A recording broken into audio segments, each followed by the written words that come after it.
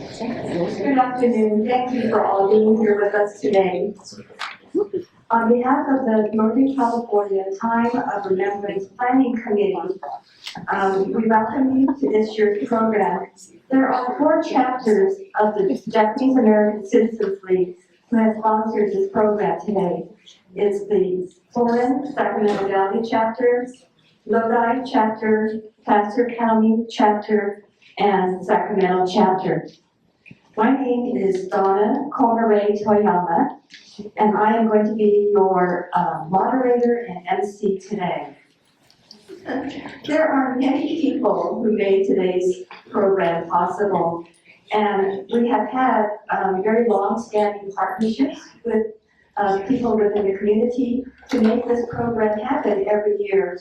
One of those partners is the California Museum. And so I'd like at this time to call on Amanda Meeker, the Executive Director of the California Museum, who will be offering the museum's greeting.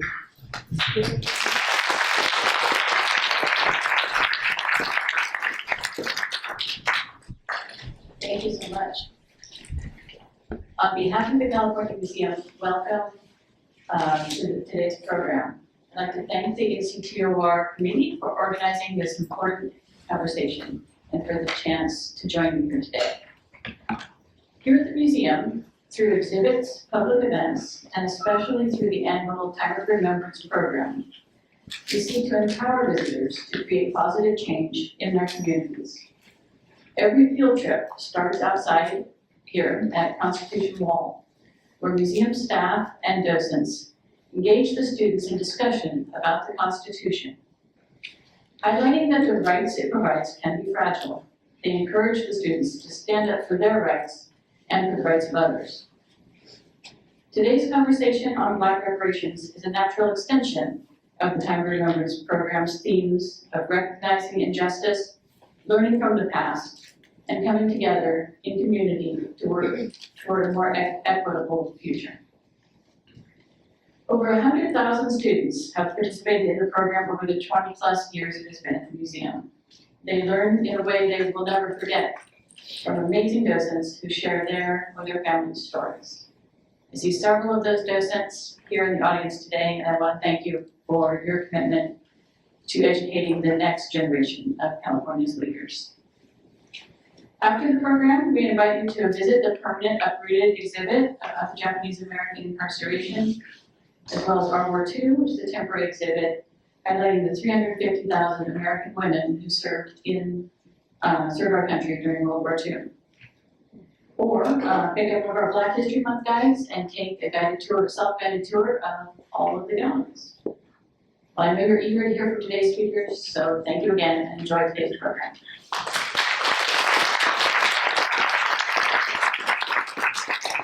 Thank you, Amanda. So now we are going to introduce the panel members. I'd like to invite Don Tamaki to come up on the stage. And this is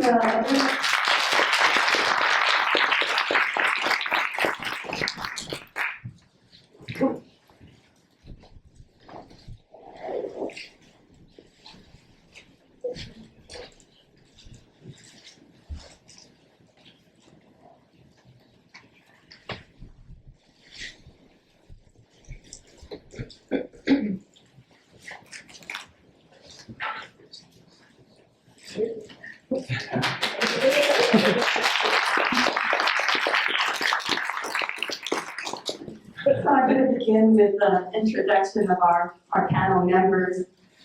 We're really honored to have these 2 members who served on the California Reparations Task Force.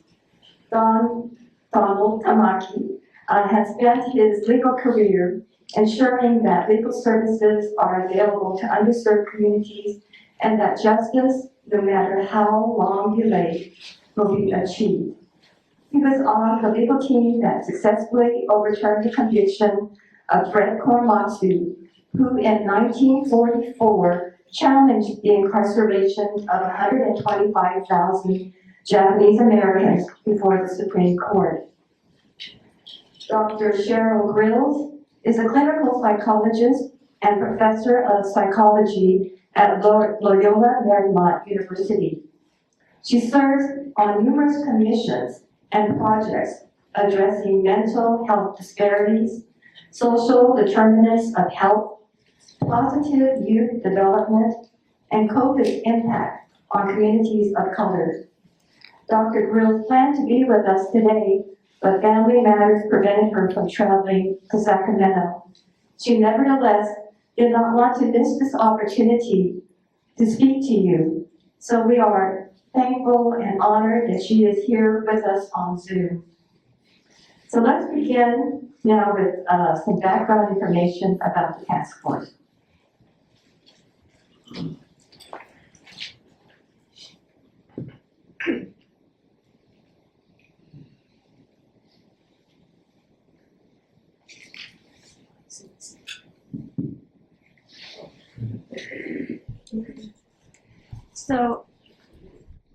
So Dr. Grills, can't hear you. Oh. Hello. So Dr. Grills, I wanted to first get some background information about the task force, particularly the report. So the task force consisted of 9 members who were appointed by either the governor or the state legislature, and both were appointed by Governor Newsom.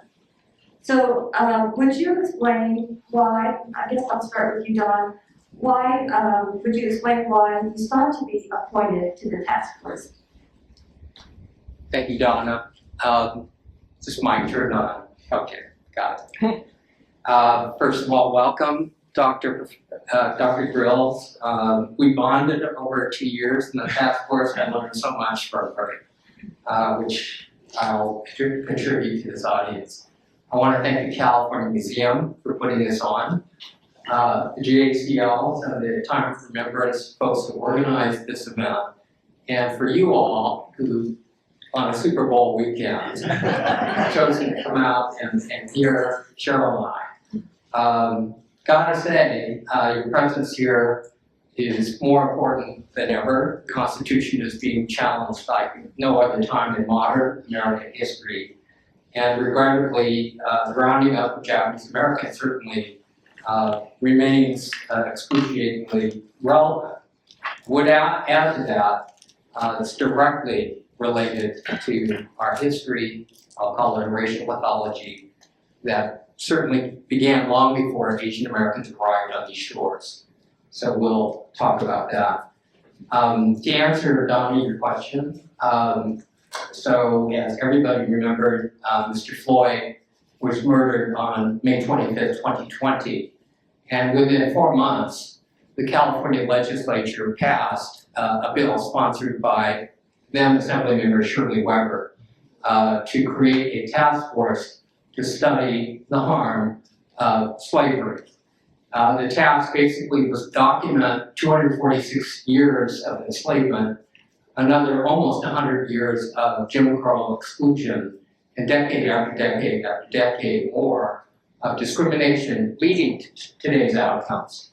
And we, after 2 years, on June 29, 2023, submitted this massive 1,100-page report, basically connecting the dots as to why our past explains our present. I did not apply to be on this task force. The task force by legislation required to be 5 appointed by the governor, 4 appointed by the state legislature. I got a call from the governor's office asking, if I would be submitted to an interview. I actually said, I think there are some folks that are more qualified than me, and I submitted their names. A couple months later, they said, no, we want to talk to you. So I hesitated, and it was difficult. You want me to explain that? Yes. Okay. Well, far be it from me to serve on a task force making recommendations for how to ameliorate the harm to Black Americans. That's what my first thought. but I think Cheryl can relate to this too. I felt the debt is owed. Okay, the country owes a debt for the enormous wealth extracted from this population for 2.5 centuries, and the privileges and profits that extended long after slavery's end. I think the second debt is that people of color owe a debt, in particular to Black activists,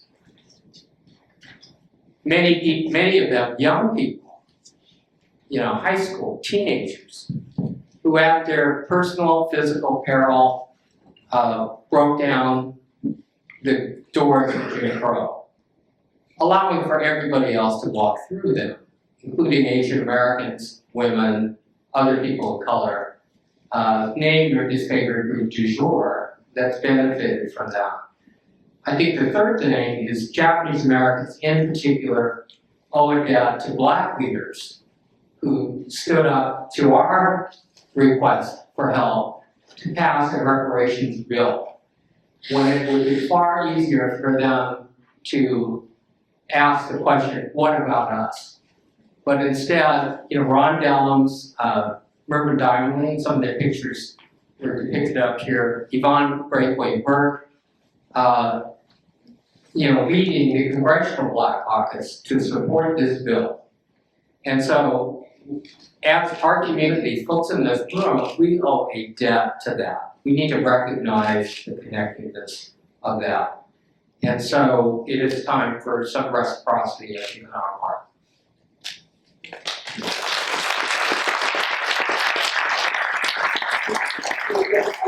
My 2 cents to that as well. Yes, please do. Okay, so like Dawn said, and like was the case for Dawn, I didn't seek out being on this task force. It was definitely not something I felt that I was an expert in. I'm a psychologist, although I spend a lot of my time referencing history to understand the current mental health issues and challenges faced by people of African ancestry and people in general.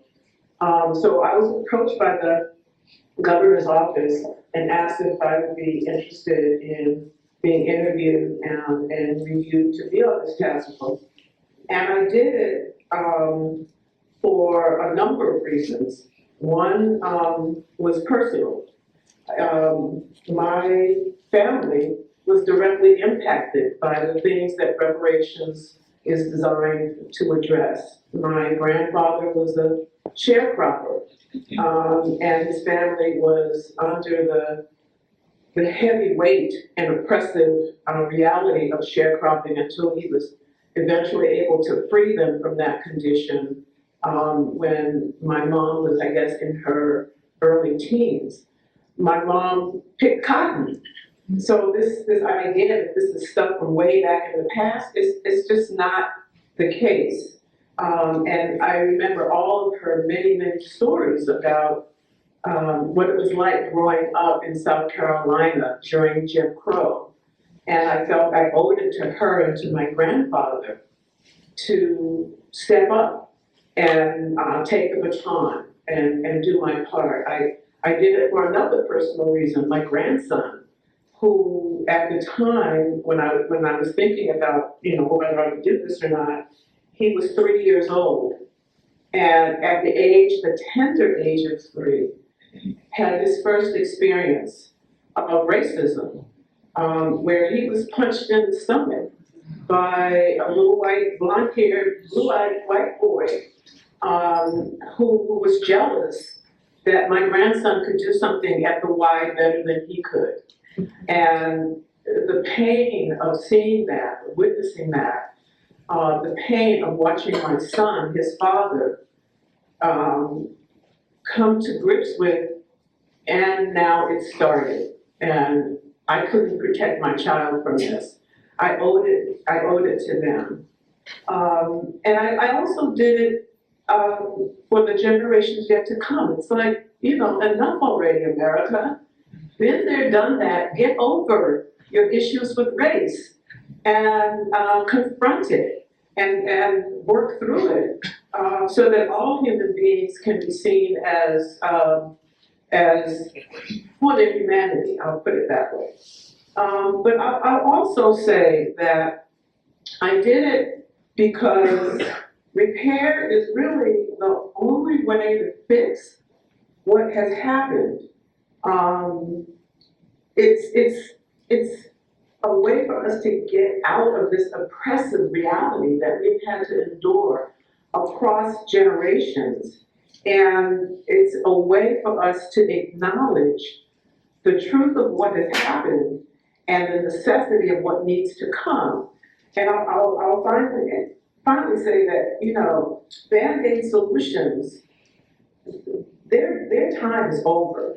And that's what we've been experiencing in this country when it comes to the treatment of people of African ancestry. It's been nothing but a series of Band-Aid solutions. And so reparations became a chance for America to fess up, to be honest, to be courageous, to be who it says it is, and to address the striking reality that folks like W.E.B. Du Bois and Malcolm X, you know, observed. Du Bois said the slave went free, stood a brief moment in the sun, then moved back again towards slavery. That has been our reality. And Malcolm X said, if you stick a knife in my back 9 inches and pull it out 6 inches, there's no progress. If you pull it out all the way, that's not progress. Progress is healing the wound that made the blow. And they haven't even pulled the knife out, much less healed the wound. They won't even admit the knife is there, Malcolm said. That's why I said, yes, I must do this work. And I must do it because we have the right and the need to fight for freedom and for the right to call our souls our own. And so that's how I ended up spending 2 years sitting often side by side with my comrade.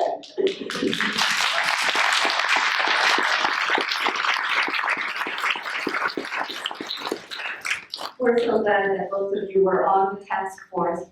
So the task force in June 2023 issued its report. The executive report is 1,100 pages. The executive summary is 55 pages, and there were over 100 recommendations. So it's pretty hard or impossible to talk about all that was in the report in this forum. But can you tell us what was your initial reaction when you read the report, and what kind of impact did it make on you? And Donna, if you don't mind, we'll have you start, and then Cheryl, you can join. Well, just in terms of some framing, I'm sure this wasn't Cheryl's situation, certainly it was mine. I thought I was well read in American history. I thought I knew something about American history. And out of the 1,100 pages, I've read every single page. We've read drafts of every single page. The task force members helped in the revising and the research of some of that work. And I spent half the time crying and the other half screaming because I did not realize how thoroughly our history, our systems, how our society is rife with this racial pathology that put on layer after layer after layer. So that was one eye-opener. And most people, you know, frankly, they think about slavery, they regard it as a bygone era, something that happened a long time ago that has no relevance today. And so my understanding was limited, you can imagine, about what the common, you know, average American is. I think the second sort of eye-opener was how I viewed Asian American history. You know, every group tends to view their own predicament in their own silo. And I did too. You know, when I talk about Cormorant versus the United States or the Japanese American incarceration, I kind of start with 1882, the Chinese Exclusion Act, and I talk about the, the California and West Coast passage of alien land laws and leading up to the racial hysteria, ending, leading to this roundup.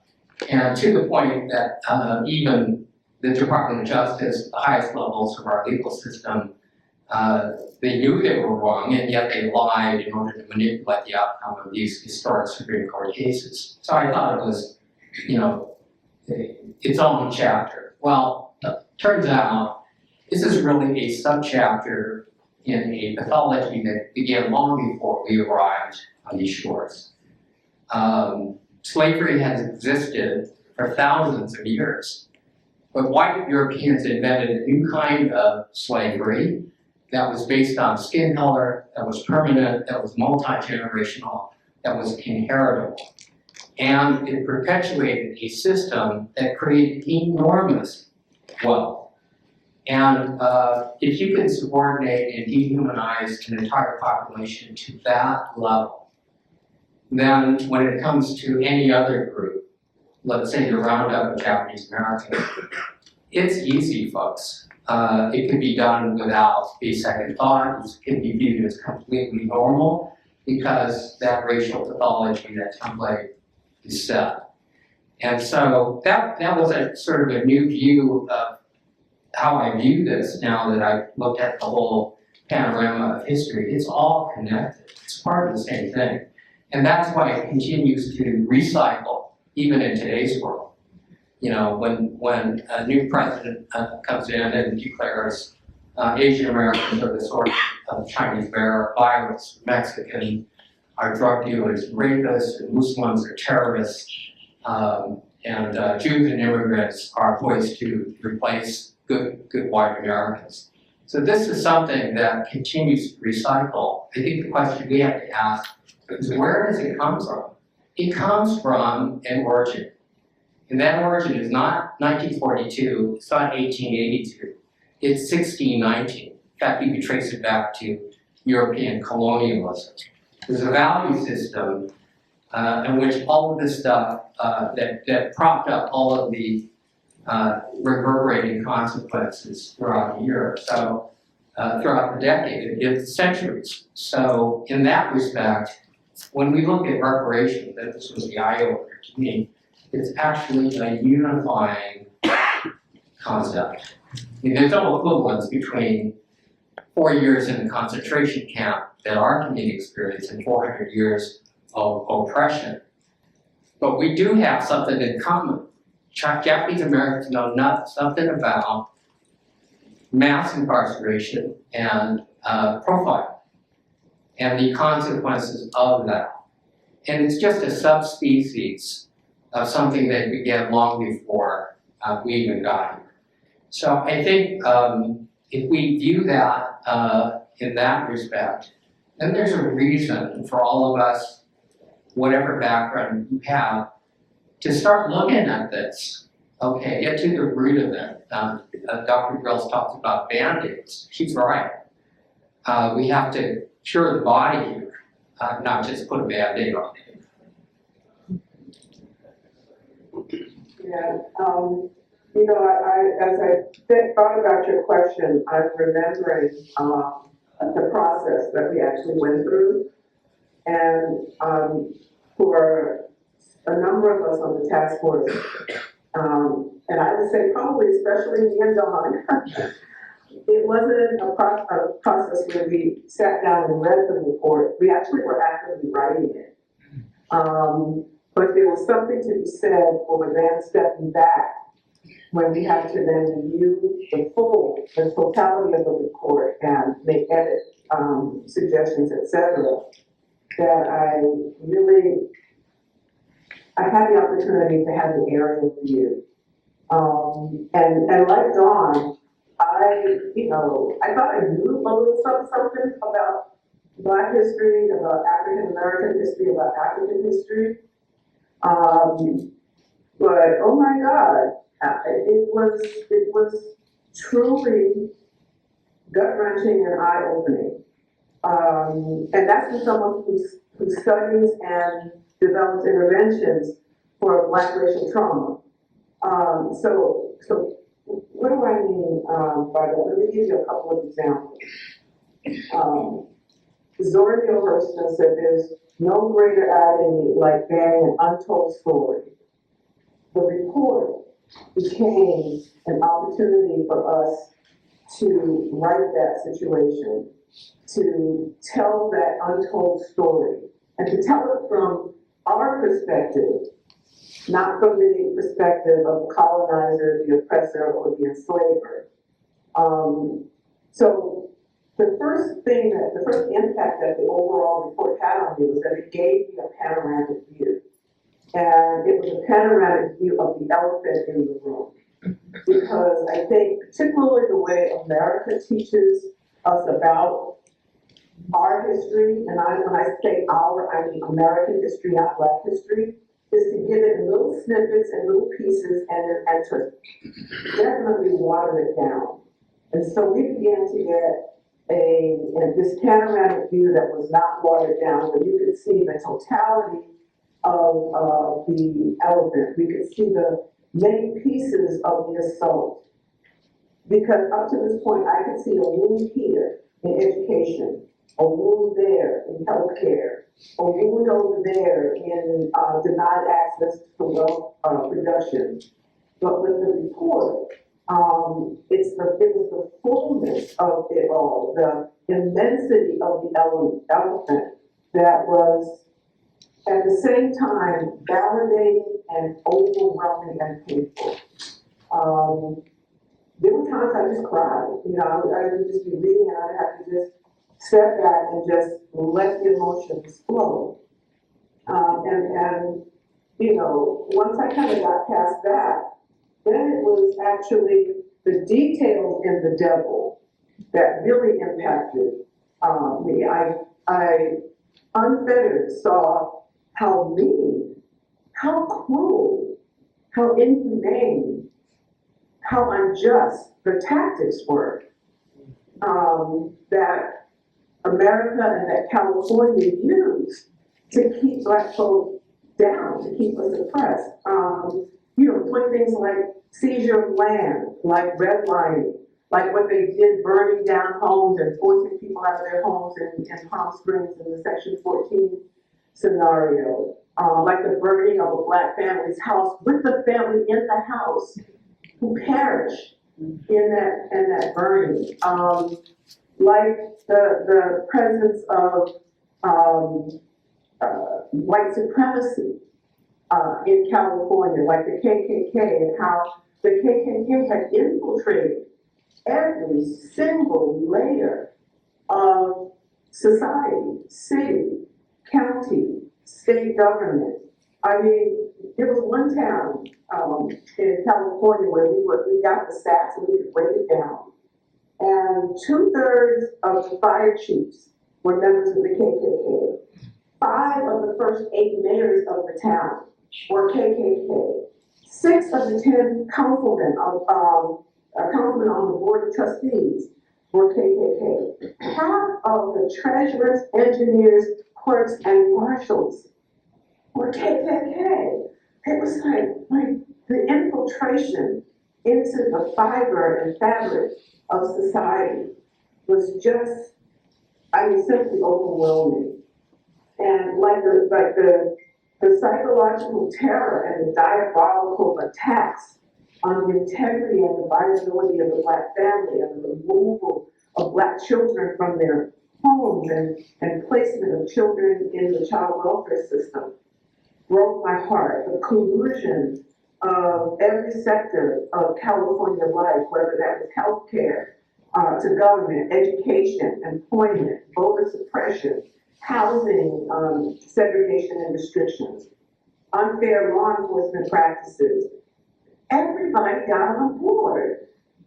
And I marveled at how we were able to survive that. And finally, it was seeing the unmistakable through line, right? There's this through line where the past meets the present, seeing that our past is in fact our present, again, I would say Zora Neale Hurston nailed it. She said the present was an egg laid by the past that had the future inside its shell. Think about that. You know, people want to talk about, that was way back then. No, that is our current reality. And then James Baldwin said, people are trapped in history, and history is trapped in them. And the report for me then became a mandate to plot our escape, a collective, all hands on deck across California escape. Thank you, Cheryl. You know, there are comments and critics who may say, well, California wasn't a slave state, so why should we be leading the charge for reparations? And a second question is about the cost of reparations. So, Don, would you like to address that? Sure. So there are about 5 arguments against reparations that you've all seen. 2 of them that you mentioned, Donna, are it's too late.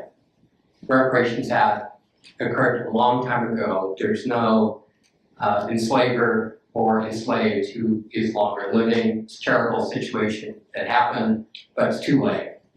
And it's a bygone era, get over it. The other one is it's too much. Government cannot afford it. Again, get over it, suck it up, do what everybody else do, just forge on ahead. And there are reasonable answers to both of those. But let me start by just giving some historical framing. I talked about the origins of slavery being around for thousands of years, but the most extreme version of that being introduced in North America in 1619. And then we sort of go on from there. The Constitution protected slavery from the very beginning, gave southern states outsized political power. You know, half of the nation's pre-Civil War presidents were enslavers while in office. 1,800 congressmen representing 37 states were enslavers while in office. And as Dr. Grills had just said, you know, California entered the Union in 1850. The Civil War ended in 1865. But California entered the Union as a non-slave state. So what is the problem? The problem is that California was plenty complicit with the institution of slavery. By 1852, it passed 2 versions of fugitive slave laws that allowed a person escaping enslavement to be chased down, even though they had been living in the free state of California. By 1867, Democrats rose to power by proclaiming that they would oppose any law that would make Black people, Indigenous, or Chinese people equal to whites. And by, you know, as Dr. Grill said, by the 1920s, California was a strong Klan state with sizable chapters in Los Angeles, San Francisco, Fresno, Riverside, Anaheim, San Jose, all up and down the state. It was normal, folks, for this. So when Japanese Americans arrived, that is the environment they parachuted into. And so, unsurprisingly, a slew of anti-Asian legislation followed. But again, that had an origin that began long before Asian Americans arrived on these shores. That's why it's all connected. And so, I don't know if that answers your question, but it's a connected dots process. Yeah, and I think Don laid out really well some examples of why California. It almost becomes the opposite. Why not California? When you look at, you know, all the ways that this state colluded with the both enslavement and then the oppression and denial of rights of African people. You know, and even to the point where it's almost like California wanted to one up everybody else. You know, like with the Fugitive Slave Act, you know, which said that if you found someone who was enslaved in your state, you had to return them. But California took it to a whole other level. It was even more aggressive than even some states back east. So, I mean, the courts, you know, were acting kind of like our Supreme Court today. At two different standards, one for white folks and one for everybody else. And California was definitely kind of in that vein. But, you know, when it comes to this issue of paying the debt, you know, I have to ask the question, kind of like Nkechi Taifa, who's a longstanding reparations has done. It's like, why shouldn't the great-great-grandchildren of those who, after emancipation, were denied land, leased by prisons as convict laborers, subjected to Jim Crow segregation laws, stripped of the right to vote, forcibly sterilized, relegated to substandard housing, worsened by the denial of credit, known as redlining, blocked from military benefits under the GI Bill, forced into the lowest paying job. I mean, the list goes on and on and on. So it's like, it begs the question, why isn't it okay to redress those wrongs? And, you know, and then when people start talking about, you know, well, that was a debt for another generation, I have to say, go do your homework. People are not short on talking about stuff that they have no information about. And the reality is that each generation passes its debt as well as its assets on to the next generation. So the heritage, which, for example, white folk in this country enjoy because of their white skin privilege, you know, they benefit from a society, a state, a social structure that was governed by, that was established on the foundation of white supremacy. And you don't hear any of them saying, well, I should pull myself up by my bootstraps and I don't want any of the accumulated assets. All you hear is, I don't want any of the accumulated debt. Right? But the reality is also that when you look at American society, each society, including our own, owes a debt. So, question, who owns America's debt? The answer, you do, I do, we all do. In this present moment, the public, the American public, holds over $30 trillion of the national debt. And we have paid on that debt with nobody raising a question. Other atrocities have happened, and this country has paid a debt for it. And no one has said, wait a minute, we can't afford this. Wait a minute, that was not something I personally did. We just paid the debt. But when it comes to Black folk, it's like, wait a minute, no, that is not an option.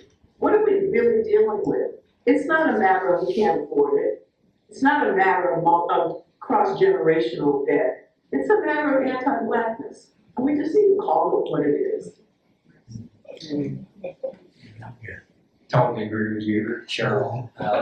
We've gotten along so well. You know, let me follow up with that. It's too much argument. It's expensive to fix centuries of exclusion. But what is the cost of not doing anything? And I think you can sort of analogize it with some metaphors where society has recognized the importance of dealing with this on the whole. COVID, for example, we've just come out of a COVID nightmare. The cost of PPP equipment, the cost of shutting things down, the cost of lives lost has been enormous. But what if the government had not undertaken vaccines? done what it did to provide cash payments and other things, the cost would have been enormous. I mean, my point is basically, our society is actually very used to very big reparative processes. We view them as societal debts. We don't say, who's responsible for this, who's at fault. They're simply fixed. LA fires will be one of those. Hurricane Katrina will be another. COVID, as I said before.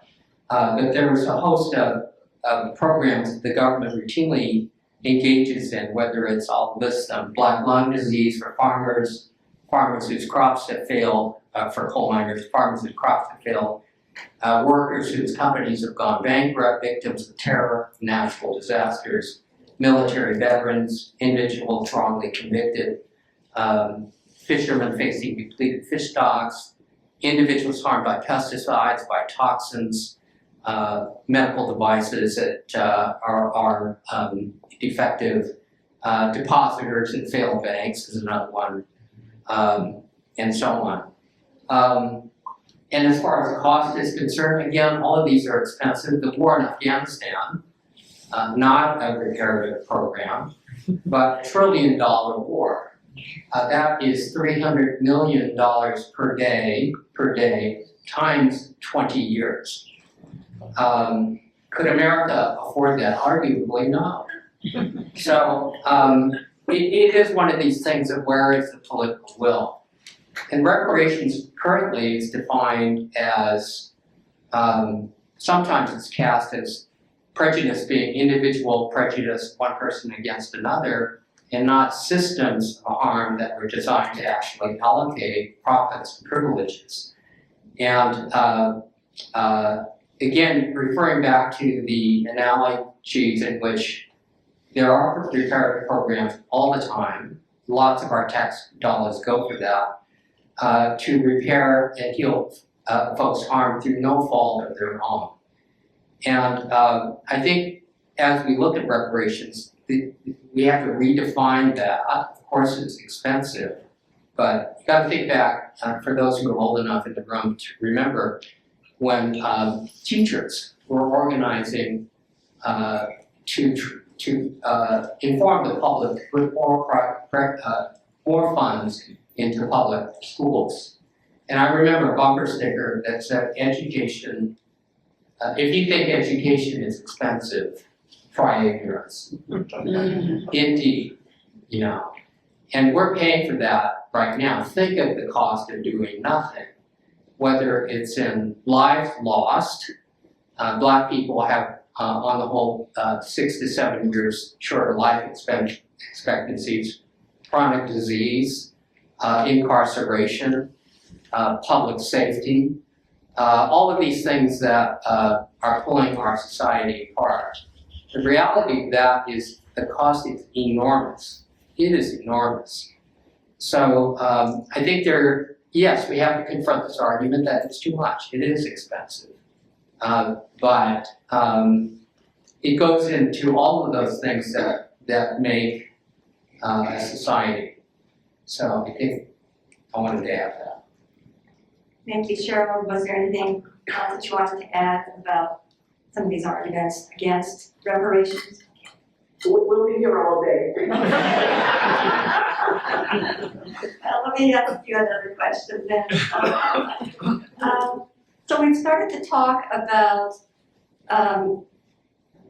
the harm that is involved, and I think people want to acknowledge that there is harm. But what happens if you don't acknowledge it or have meaningful repair? And Cheryl, I'm looking to you as an experienced psychologist. So we'll be here till 10 tonight, right? It's really, it's fascinating to me as a psychologist to try to understand and unpack this issue. You know, even though I understand the dynamics of racism and the potential impact it can have on one's psyche, one's well-being. I think it was sitting there for 2 years on the task force and watching not just people who were not of African ancestry grapple with the issues and kind of trying to understand through their lens, like what was going on psychologically for them, is what they could and could not see, what they would and would not see. And I think I had an aha moment as I watched, though, some of the African American members of the community show up at task force hearings and make commentary. And one of the things that I think I noticed was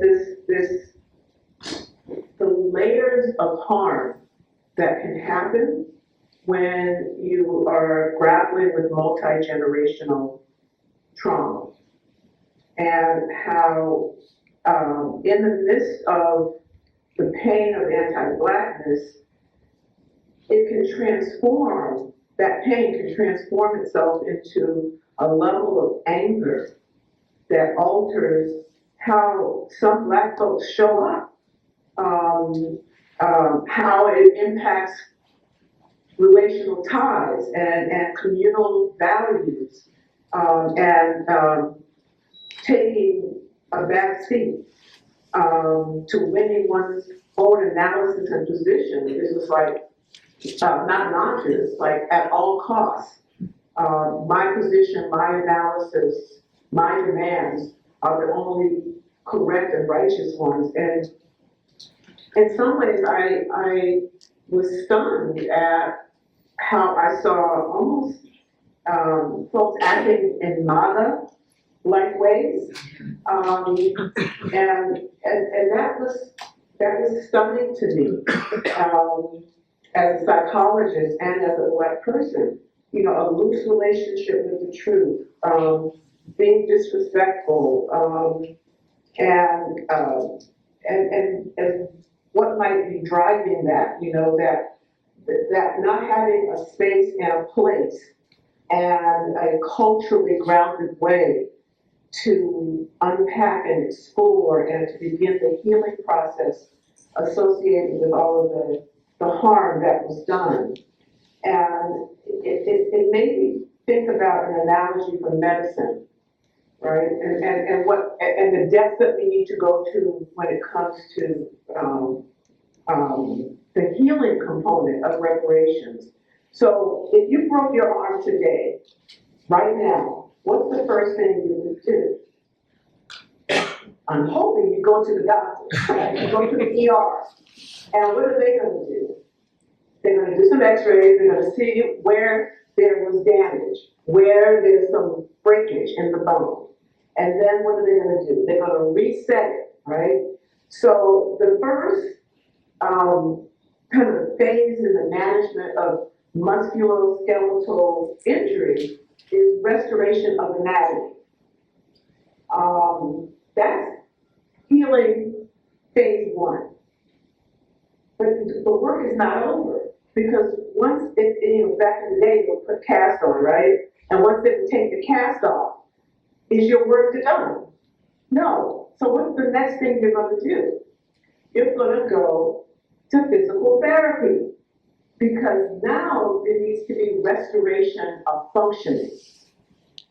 And that restoration of functioning is called the restoration of actually physiology, which is function, is a component that we haven't talked enough about. How do we come together within the Black community and across racial groups to reestablish how we are with each other and walk with each other in this world in ways that respect our dignity, our humanity, our shared experience, and the fact that we are all in this boat together, right? And if we don't, kind of recognize that we're in this boat together, we will sink together.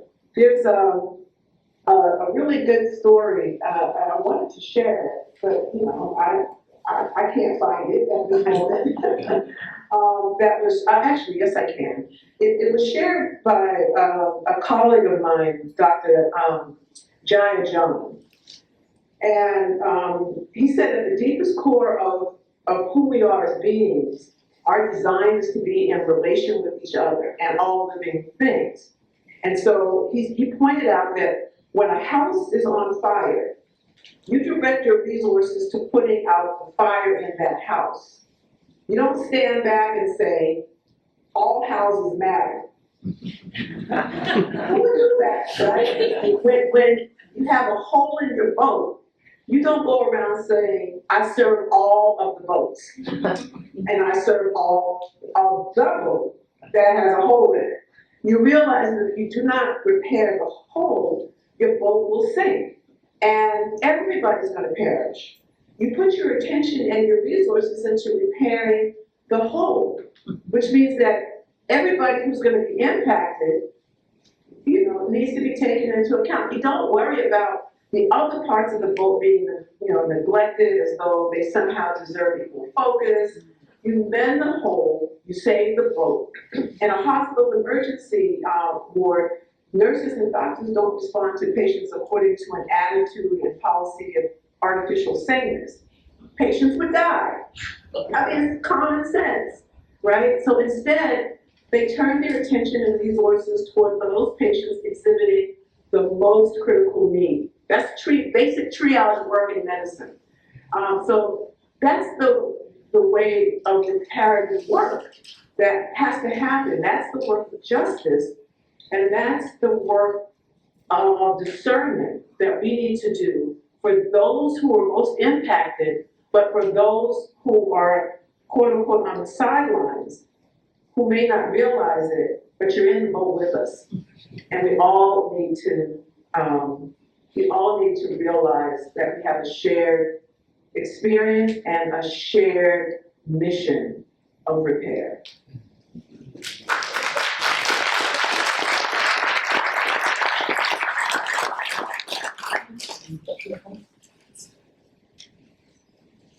So I'm going to turn to some current events that I think has that you will have some comments on and provide some connections to.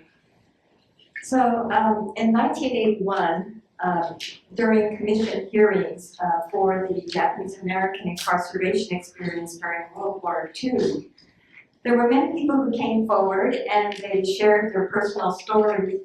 And when asked, why they're appearing before the commission, many of them said, I'm speaking out so that this doesn't happen again and that history does not repeat itself. So Don, what are your thoughts about what is happening today? I think there's some conversations you talked about later. So demagoguery is rising not just in the United States, but globally. What are the three sort of characteristics of demagoguery? Appeal to prejudice, fear, racism, pander to that, engage and traffic in conspiracy theories, fake news, and use those forces in a way to muster political support in order to become more authoritarian.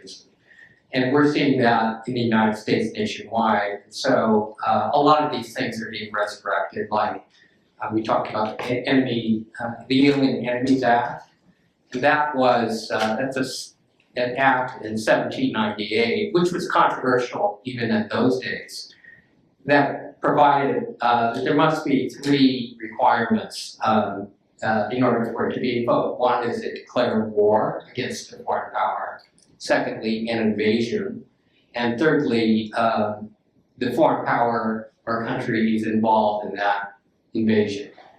And it's only been invoked at 3 times. One in 1812, second time in World War I, and then of course in World War II, when Japanese Americans, the day after Pearl Harbor, the Secret Service swept into Japanese American communities up and down the West Coast and began to arrest people and be taken away, not to concentration camps, but to jails and stockades and this sort of thing all over the country.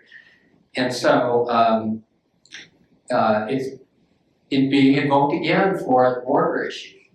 Now, you know, you don't have to be a lawyer to say, are we at war with Mexico or Guatemala? No. Is a foreign power involved in an invasion? No. But yet, they're papering it over government officials, leaders, by saying, well, we do have a war on terror. And therefore, that's a declared war, and then some of these countries are complicit in that. So therefore, the Alien Enemies Act should be invoked. And so they're test driving a lot of these things. End of birthright citizenship, which has been around since 1896. And so all of these things now are being resurrected and pulled up again. And I did mention things about the old playbook of Asian being connected to viruses and COVID and all of these things and so on. So we see these things over and over and over again. And so in our time, you know, this is the most dire threat that Americans have ever seen toward its institutions in modern times. I was also thinking about executive orders and the use of executive orders, because what led to the incarceration of 120,000 Japanese Americans was when the President Roosevelt, signed executive orders.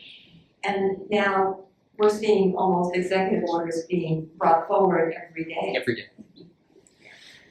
So, not to get too deeply into the weeds on that, but every good civics student knows that we have three branches of government: the executive, the presidential branch, the legislative branch, Congress, and the judicial branch, the courts.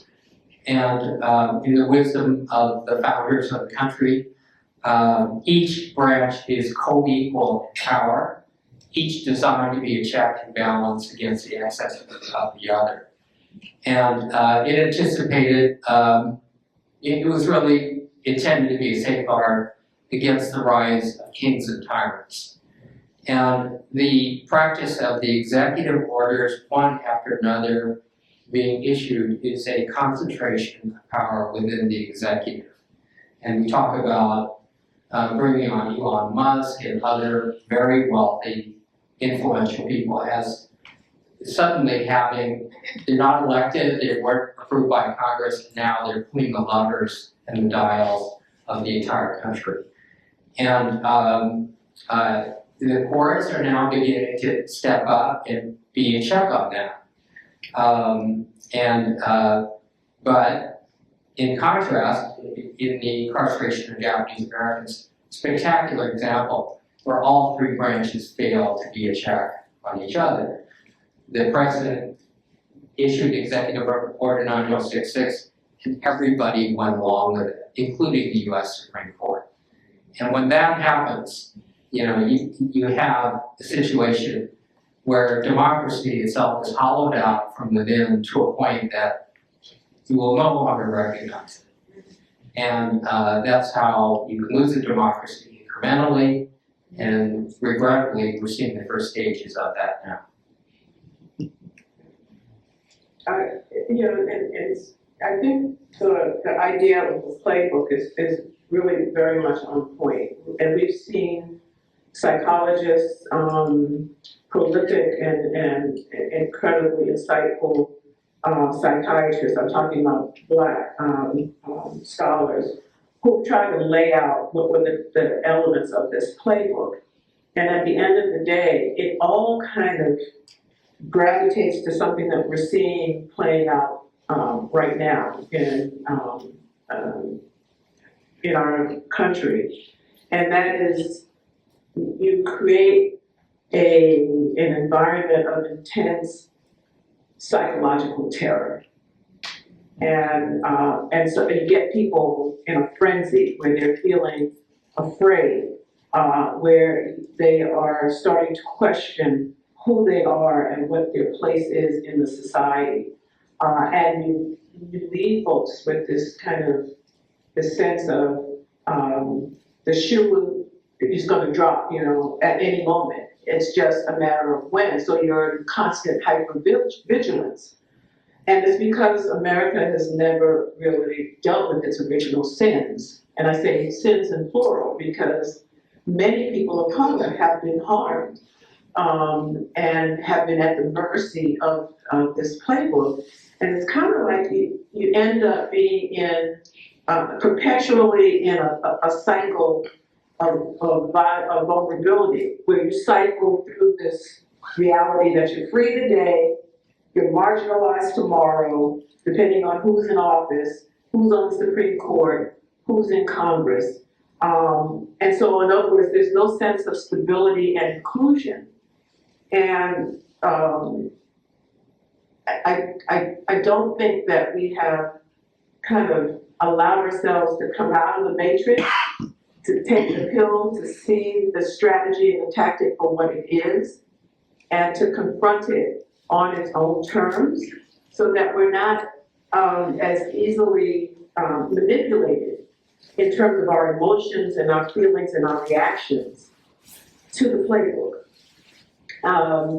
But I think we have an opportunity in this moment to address the situation so that if you have rights in this country, you have rights, and it doesn't matter who's the president, who's in Congress, who's on the Supreme Court.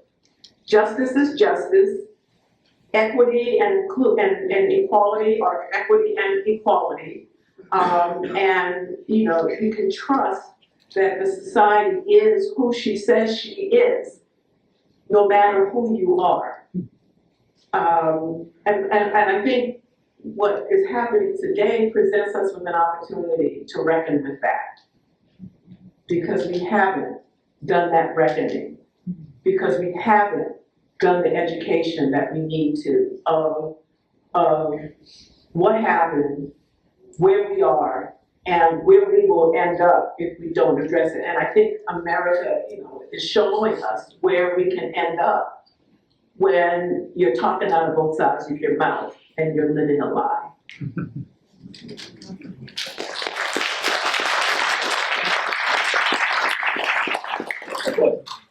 There also seems to be, the need for conversations. So there's, I think comments that were made after the election that we just don't know how to talk to each other about where we're coming from. So how do you engage in conversations with people about Black reparations, and what's really required from each person to have a meaningful conversation? Yeah, that's an interesting one. I mean, we have some of the ingredients for the recipe to address our challenges, our cross-racial, cross-socioeconomic, cross-religious challenges. And the first thing we have to do is recognize what happens when you need to say something to someone and it's going to be a difficult conversation. Think about it. I want everybody in the audience to just think about it. Think about the last time you had to tell somebody something, or challenge someone, or correct someone. How did you feel? We got to start there. We are human beings, and we actually are pretty predictable in how we respond to stressful situations. And it starts with our bodies. Everybody thinks it's all over in our head. No. Start with your body. When you're getting ready to have a difficult conversation, you got to first say, let me manage how my body is going to react to stress. Now, why do I need to do that? I need to do that because if my nervous system is all out of whack, if it feels threatened, all communication goes into the toilet. And what I mean by that is the side of a component of your psyche that needs to be kind of in charge is kind of side rail. Yeah, it's derailed, I'll put it that way. Your social emotional side can't operate because you are in survival mode. That means you no longer hear me. Your empathy goes down the toilet. Your ability to be creative in your thinking is tapped out. Basically, everything that you need to have this critical conversation has just been short-circuited. So the first thing we need to do when we want to have these conversations is to manage our stress so that we can be fully present and not feel like we're in danger. Then the second thing is to lead with our humanity, our empathy, and our commitment to protecting each other's dignity. I can disagree with you, but I don't have to disrespect you. I don't have to make you feel less than. I don't have to chastise you. I simply want to connect with you. And I can do that in a way that keeps us both feeling safe, but also both being honest. The next thing is that I also want to lead with humility, because as much as I think I know it all, there's still more to learn. And there's a different perspective always out there that can expand and deepen my perspective, but you can't get there if you don't have a sense of humility. And then the next thing you need to do is to seek to know. There's so much we don't know that we don't know we don't know. Yeah, go down that rabbit hole. And so in that regard, I have to seek out information that, quite frankly, may be intentionally kept from me, which is what we're seeing right now with this rewriting of history, this removal of all kinds of information, this warning, don't talk about X, Y, or Z, and let's remove all of this information from the history books. So we have to realize that our starting point is that we are probably ill-informed. That then opens up the possibility for true conversation. And then from there, I think we can begin to connect human being to human being. And I'll end with one last quick thing, which is, some people, yes, we have cultural differences. We have different life experiences and historical realities. But at the end of the day, we're also just human beings. And we are able to connect with each other on that level. As I'm about to tear up, because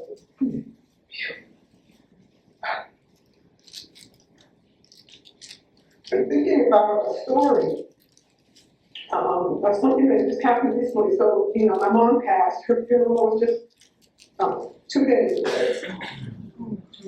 And one of my ways of coping was to do some retail therapy. I was cleaning or I was doing retail therapy just to kind of make it through so I could plan her funeral, gather all the family and all of that stuff. And I went to a store to buy a new living room furniture set because my then living room furniture was too painful of a reminder of my mom. I mean, she had her spot on that couch that she sat in every day, like clockwork, waiting for me to come home from work, watching through the living room window. And so she worn away that portion of the couch. So I never needed the couch. And I went to the store, and one of the owners of the store is a Japanese-American elder. And I think he could tell something was wrong. And as I was placing my order for the chair I selected from his store, and I shared with him that my mom had just passed, and I needed to, for various reasons, replace my couch. And I said I was hoping I could get it done before the funeral, before the family got in town. And he says, well, it's gonna take this many days, and, but we're making it in-house, maybe I can shave off a day or two. Next thing I know, we're no longer talking about couch, but he's connecting with me as a human being who just lost her mother, telling his story about what it was like when he lost his mother, and then within months, losing his father.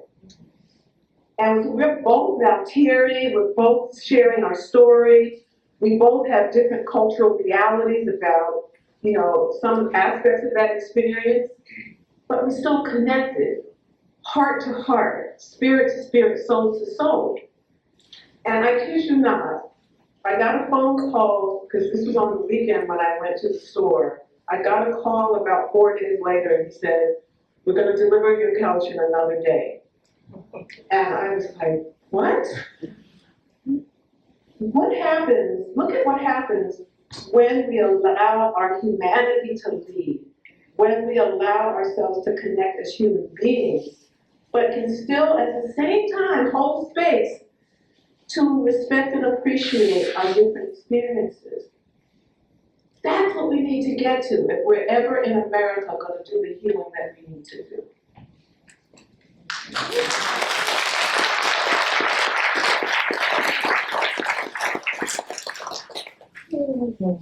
Thank you, Cheryl. Did you want to add anything? How did I follow that? That's, Next question. yes. I don't wanna- Okay, we're gonna go on to the next question. Cheryl, thank you so much for sharing that personal story, as it's gonna stay with us. So maybe this is kind of related. What gives you hope that now is the time to move forward on Black reparations?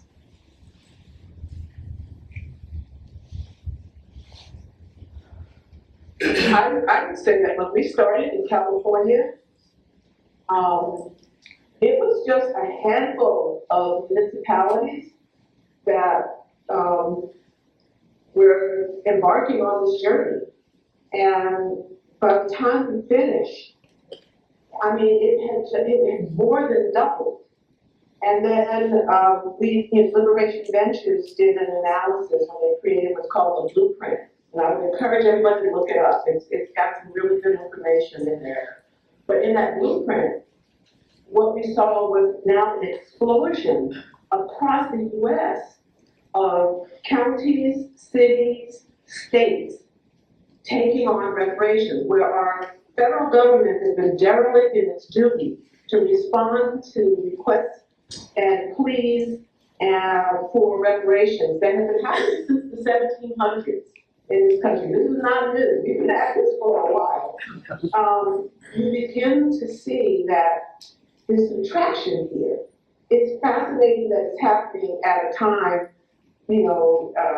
where we've got the kind of current administration and political dynamics in place. But I think that more people recognize the rightness of this than the challenges of it. And not only has it kind of proliferated across the US, it has also become intensely international. So that United Nations, in the Permanent Forum for People of African Descent, has made reparations a priority. The African Union has made this year the year of reparations. The Caribbean states have taken this on, and they have been just relentless in the pursuit of reparations. And so I think that the part of people's recognition that right is right and wrong is wrong, and making amends is the right thing to do, that is prevailing. And I think I also take comfort in this poem that I believe it was Trevor Smith that wrote it. I think it either before or right after he left Liberation Ventures. And it's entitled Our Inheritance. It's really short, and it simply says, some of us inherit privilege.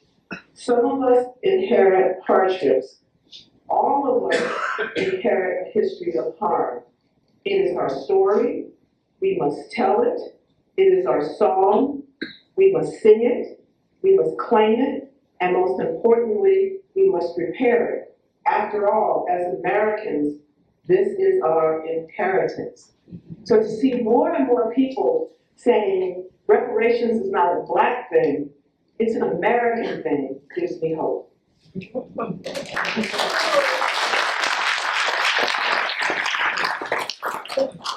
Donna, I'm going to turn to you about one of the recommendations of the task force was to establish a public education fund. Would you please tell us about that fund and your efforts?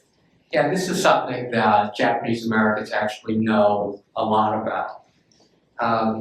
Just to add on to what Cheryl was saying, people forget that Japanese American reparations was a 20-year journey. And when that journey first started, most Americans, and I'm talking about highly educated Americans, journalists, politicians, political leaders, were completely unaware that America had concentration camps. I remember calling news desks when we were about to file this petition to reopen Fort Knox University in the United States, and the news desk said, "This happened in America? When?" They said, "Aren't these Japanese soldiers who were arrested or rather captured? And are they POWs?" And I said, "No, these are Americans." The level of education that's gone on since then has really flipped things. And it led to a 1988 Civil Liberties Act. People should remember there's two parts of that. One was compensation, but the other one was education. And there was a fund set aside to allow artists, creators, playwrights, authors, movie producers to basically receive grants to educate the public on what happened.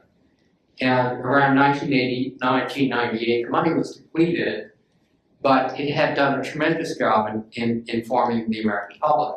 So the California legislature, with the support of Japanese American organizations, pushed for a California Civil Liberties education program, which since that 1998 has issued grants totaling $9 million. So most of us who know about something about what happened to Japanese Americans so long ago have learned from the products of that, whether it's websites, curriculum, field trips, programs like this. A lot of that has come out of California. So out of the 115 recommendations for repair, maybe a half dozen or more are deal with compensation, another bunch deal with healthcare, policing, all of that housing. But there is one proposal to create a civil liberties public education program to educate people about what's happened to Black Californians and Black Americans. And Japanese American organizations, JACL, is specially positioned because we know how effective that was in our struggle. And we have to move the needle of public opinion. I 100% agree with Cheryl about empathy and dealing with, not only minds but hearts. In addition, though, and she mentioned this, we have to do the education part, and we have to make that accessible.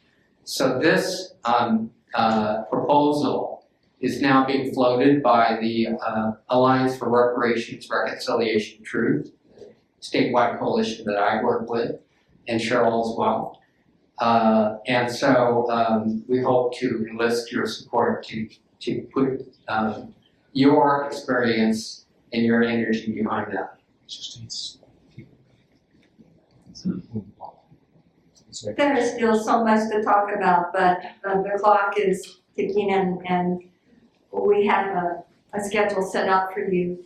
So at this time, we're going to open it up to questions and answers, and we do have volunteers who will be passing a cordless microphone in case you have a question. Because we are operating on Zoom, Cheryl will not be able to hear your questions, and so I'm going to have to repeat it as I speak into my laptop so that she can answer the question. So I'm going to apologize in advance that when you ask your question, please try to keep it short, and I'm going to be writing it down and I will be repeating your question. Also, when you finish asking your question, please pass the mic back to the volunteers so we can be prepared for the next question. Okay, so let's begin. Anybody? So, my name is Completely saying I'm a lawyer in Roseville. Don, maybe you can help answer this. I watched those, Finding the Roots shows, and black people are not really black. They're all mixed with something. So, I'm wondering, what do you pay? Because it seems like there aren't any true black people. When they came, they were from various African countries. They weren't usually, when they intermarried in North America, South America, all from that one African country either. So that's one question. Here's a second question for you. We have had a worse history with the Native Americans. So how do you compensate them? I think those are fine questions and fair questions to ask. With respect to the issue of race and color and lineage and ancestry, there were 12 million people stolen, kidnapped off the west coast of Africa. 2 million died in the Middle Passage. 400,000 dropped off in North America, and the rest in Brazil, South America, Jamaica, Caribbean, and so on. And with respect to American slavery, it is possible in many cases, perhaps, to be able to trace a lineage to those people who are descendants of American slavery. But the other piece of how racism works in this country. And it is color-based. And I don't think Derek Chauvin much cared whether George Floyd was a descendant of an enslaved person or a black immigrant or a mixed race or anything else. And, we had this problem too when we were rounded up in Japanese Americans. They had to define, who's really a Japanese American. Plessy versus Ferguson, you're a lawyer, remember 1896, in which the Supreme Court declared separate but equal. And the conclusion was if you had one drop of African American blood, even though you could trace your ancestry to Europe, you were black, and therefore you were relegated to second-class citizenship. So I think the Reparations Task Force had to address that. And so the sort of delineations you're making were not drawn so narrowly. They were both drawn broadly with the reality of how racism operates. And I'll just leave it at that, just in the interest of brevity. The other piece of it is the what about argument. What about indigenous people that have suffered not only land theft, but genocide, entire populations that we like this. And the answer is anyone who's been harmed should be repaired. This is not oppression Olympics. We need to recognize the harms that have happened. We need to fix those. The reality too is society can't solve for all the time, all at once. But that doesn't mean that we don't solve for anyone. that means we begin where we can.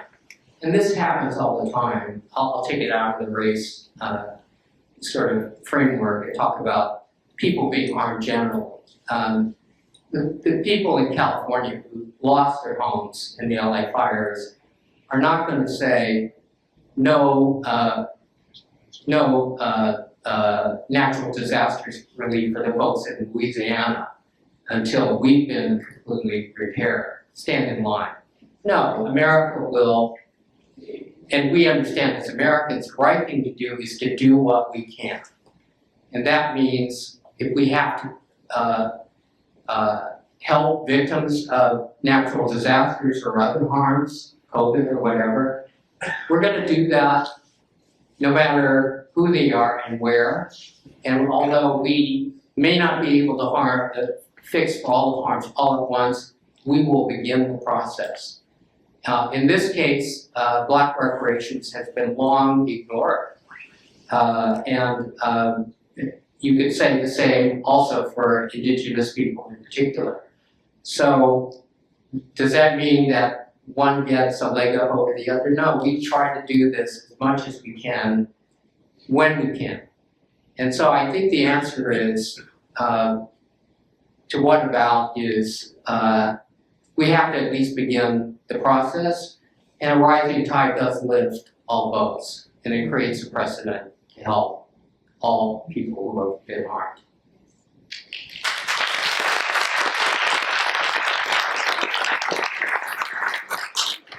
Cheryl, I'm not sure if you wanted to add anything. The question involved, okay, thank you. Let's go to the next question, please.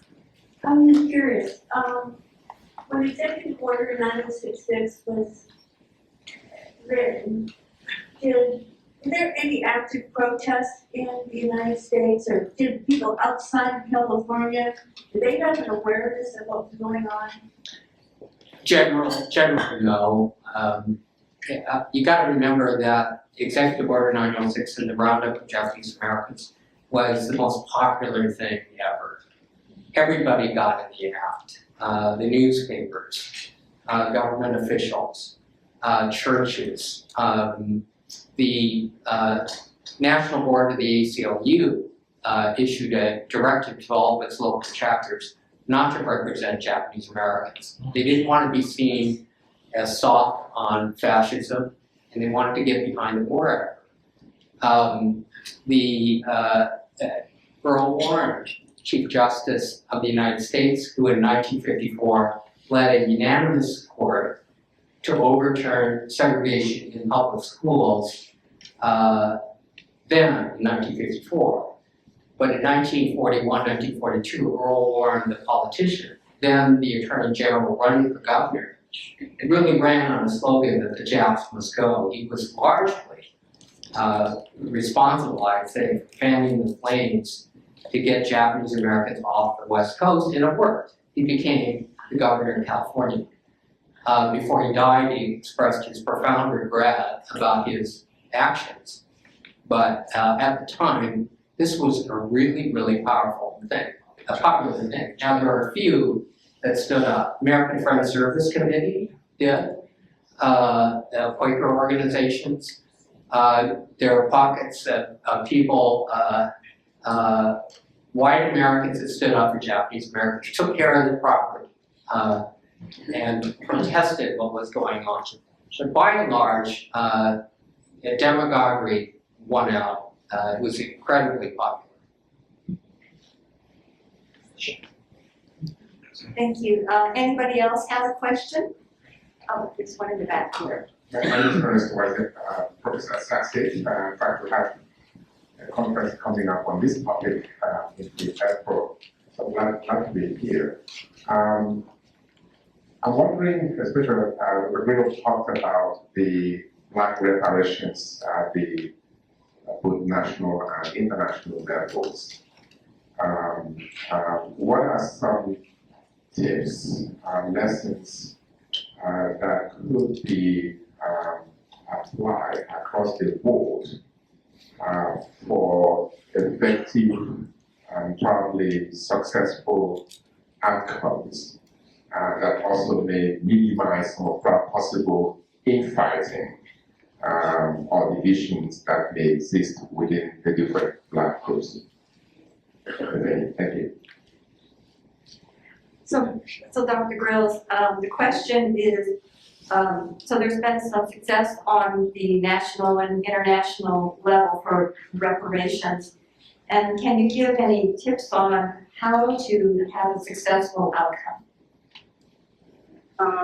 I would say that it starts with actually doing the legwork of compiling the harms and being able to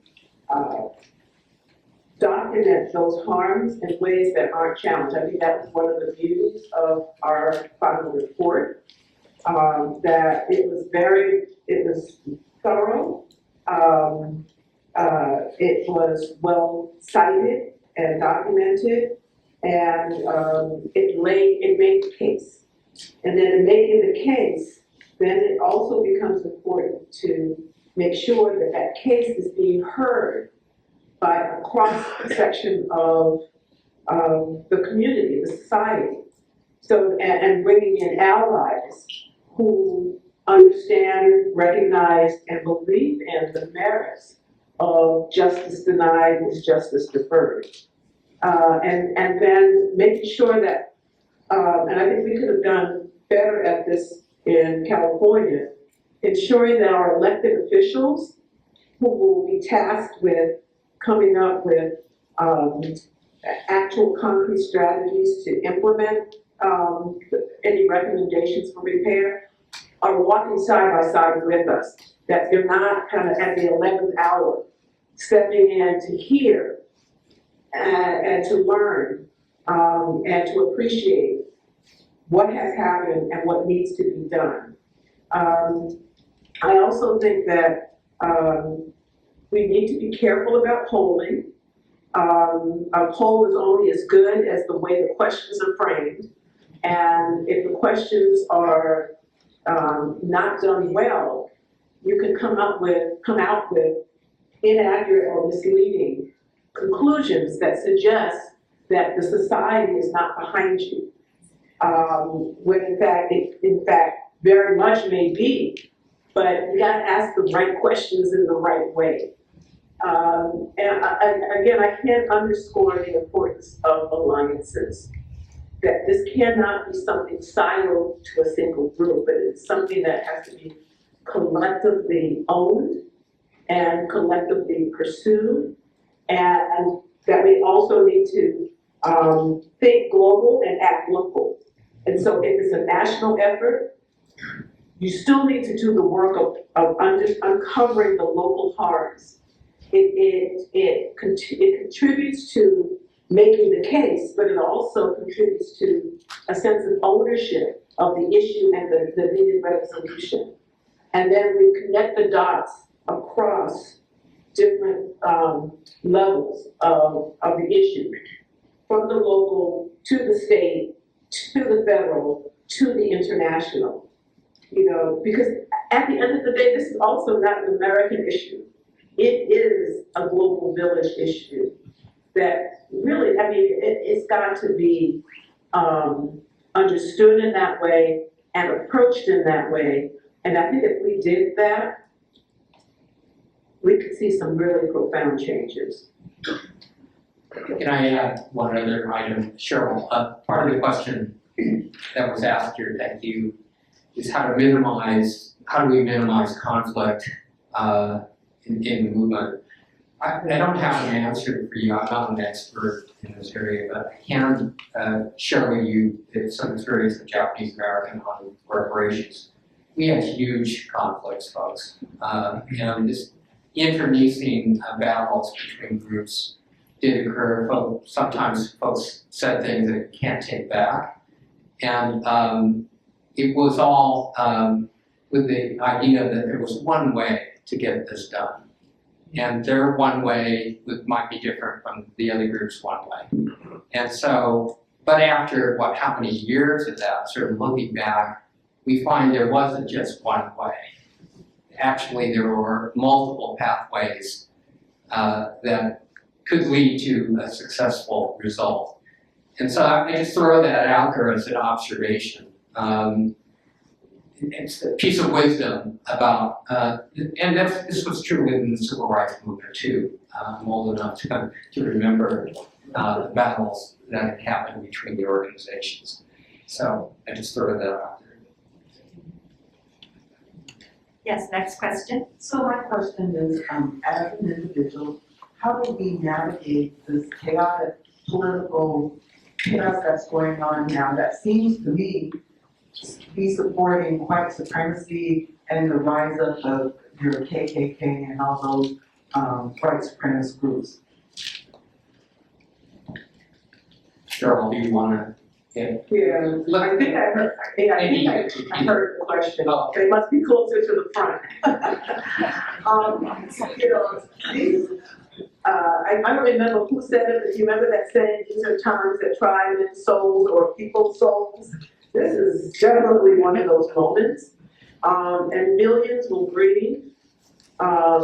Their tears are a testament to a deep and shared mourning that I think we as a country are going through as we recognize a whole lot of things about what's wrong. And some people say what's broken in our society.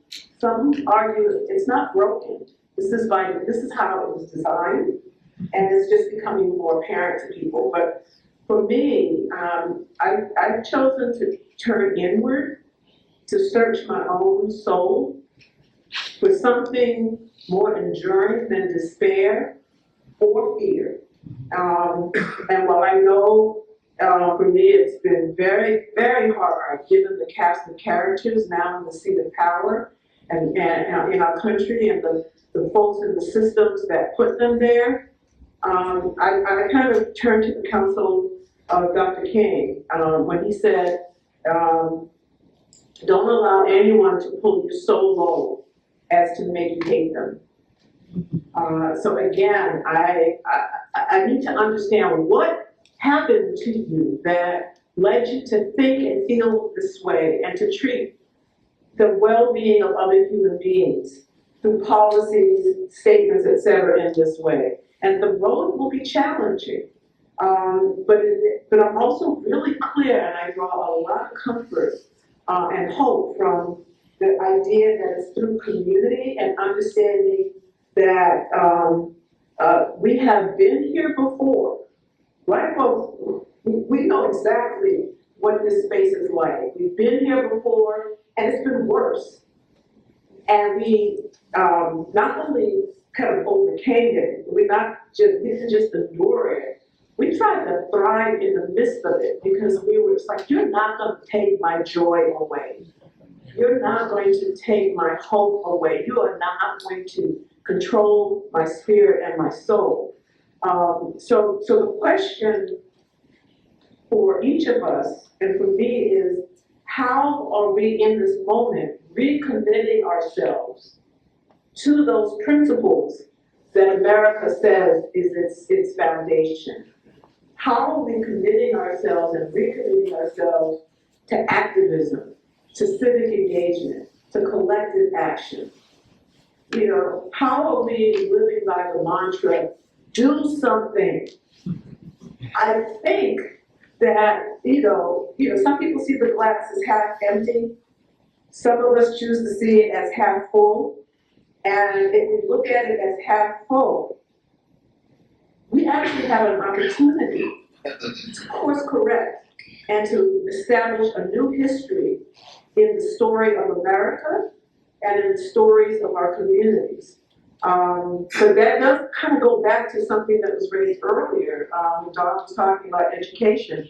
We have to do the work of uncovering the full extent of America's history, to do what Ta-Nehisi Coates talks about, having enough courage to realize that we are tied to the full extent of American history, and to face with courage the truth, the cruelty. But let me just ask you really quick, and I'm sorry, I'm being a professor now, but we need to know just how cruel we can be as human beings, so we know how to protect against that happening, right? We need to know the cruelty and loss of humanity that seasoned the treatment of Black people. For example, how many of you in the audience know about the slave ship called the Lewiston? It was owned by the Dutch West India Company. Anybody know about the Lewiston? Anybody raise their hands out there? Of course not. No matter who I've asked, nobody knows about this. And it's an example of how we are denied access to information and history. Well, what did the white folks commandeering what became a sinking ship at sea do when they realized this is a sinking ship, we got to get off of it or we're going to die? They abandoned the ship, but before they abandoned the ship, they locked the hatch on the 700 African bodies, souls, people, living human beings who are below deck, who ultimately drowned below deck in the hull of that ship. That is just one of many examples of what we are capable of doing. We need to know that, and we need to be able to counter that with countless examples of when we rise to the occasion of our humanity. And we need to teach it so it doesn't get repeated, and we need to be committed to the fact that this is a responsibility. This, the kind of society that we want doesn't just happen. It's the result of hard work and commitment and a sense of responsibility and the importance of the greater good.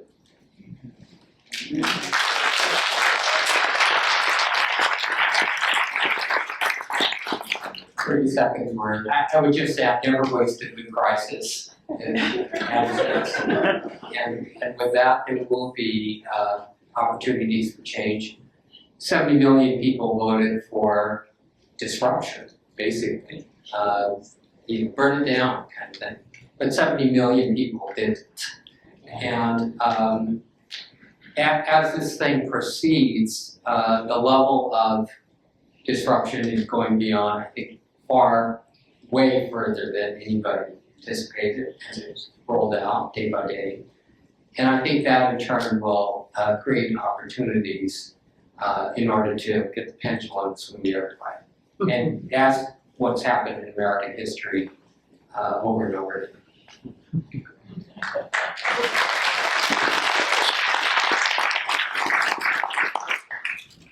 I'm afraid that's going to have to be the last question. Well, if it's a short question, I'm sorry, we have about 3 minutes. Thank you very much. My question is in relation to the ideas of racial pathology and this generational trauma. As a person who is Chicana and indigenous, raising mixed culture, mixed race kids, I wonder, we talked about doing this locally, so how do I teach this history to my children, but also gift them the kindness to themselves to know that they're tied to more than one side of this argument? And then, how do we repair the wound when society is telling you you are the wounded and the one that did the wound? That's great. That's a great question.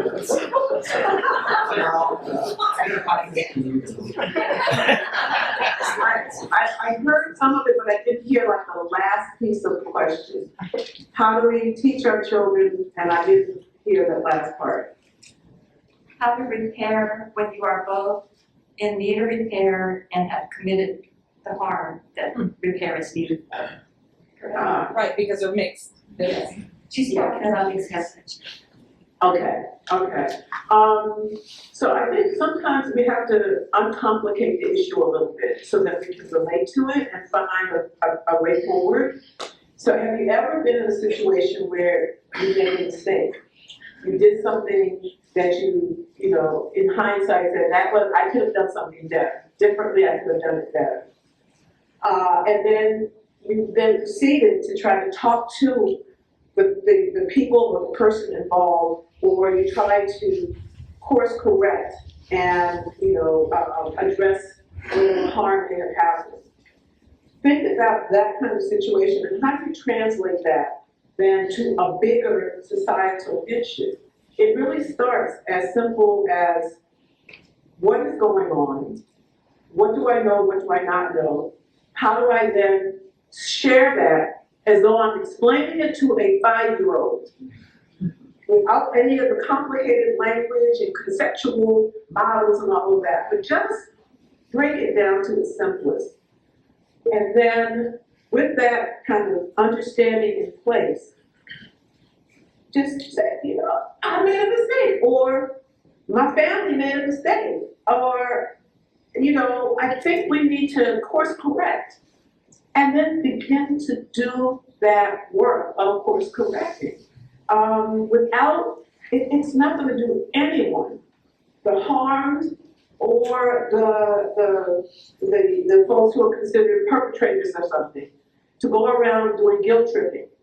That's not going to fix anything for me. I am not interested in, you know, making you feel bad or making you feel ashamed or anything.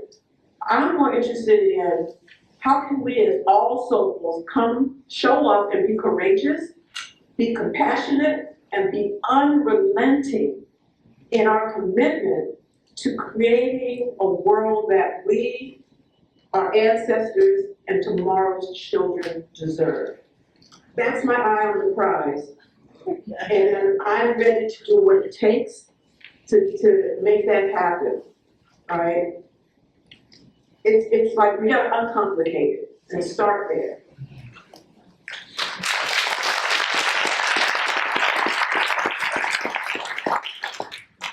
Thank you, Cheryl and Dawn.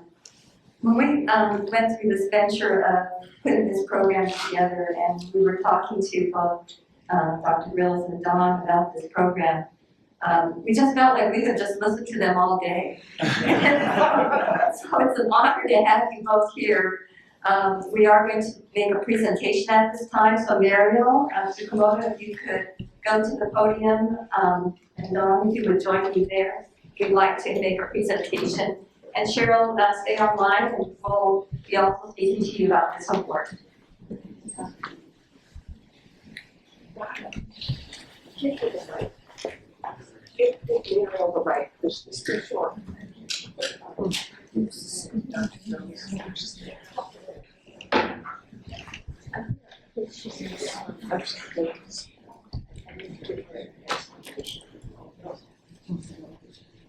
Hi, I'm going to present this Dharma.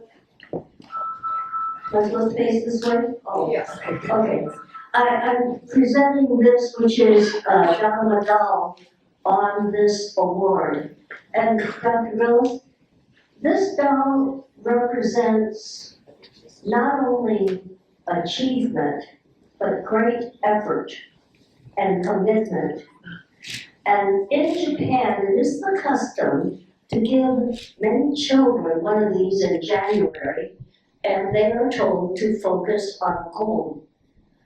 And what it does is, if you push it, if it's standing free, you push it down, it bounces back up because it's weighted on the bottom.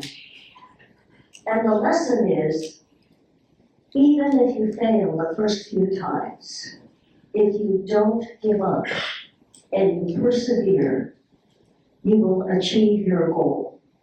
And I know that you have worked on many issues for many years and accomplished so much. This is awarded to you, Dr. Grills, in recognition of your tireless work for Black reparations and reparative justice. We are inspired by your personal stories, thoughtful reflections, and steadfast optimism. And it is signed Arigato, which means thanks with gratitude.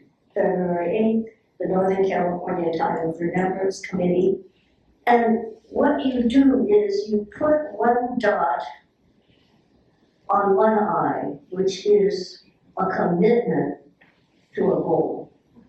And when that goal is achieved, you fill in the other eye. So we hope that you will fill in both eyes, because certainly you have achieved a lot of things. Thank you very much.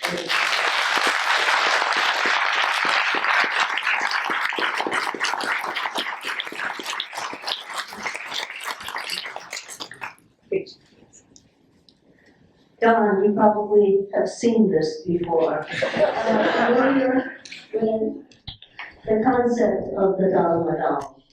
And of course, we certainly appreciate the depth of thought and discussion that you have provided for us today. I know that we all learned so much, and we realize there's a long road ahead, and that we all have to work together as many communities to make that happen. So Donald Tamaki, Esquire, in recognition of your work to seek justice, no matter, I'm having trouble reading, no matter how long delayed, and to advocate with ceaseless determination for Black reparations and reparative justice. Arigato, February 8th, the Northern California Time of Remembrance Committee. Thank you again.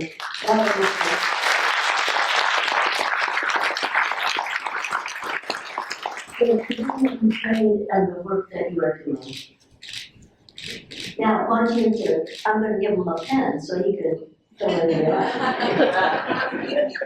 While she's getting a pen, Cheryl, you can't see me, but I'm holding the award. And I gotta say, I've never had a plaque with a dollar, $1. And I'm really happy to know that my wife and I went to Japan in November, and we went to a city called Takasaki, and they're famous for making 80% of the dharma that's distributed. So, hey, Cheryl, I'm gonna fill in the dot, and when reparations are accomplished, you and I are gonna meet over a glass of wine.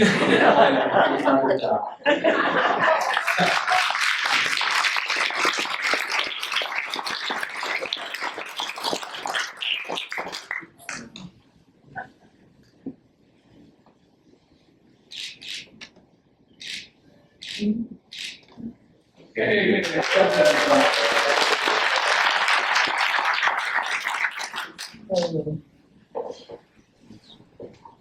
Thank you, Dawn and Cheryl, for being here today.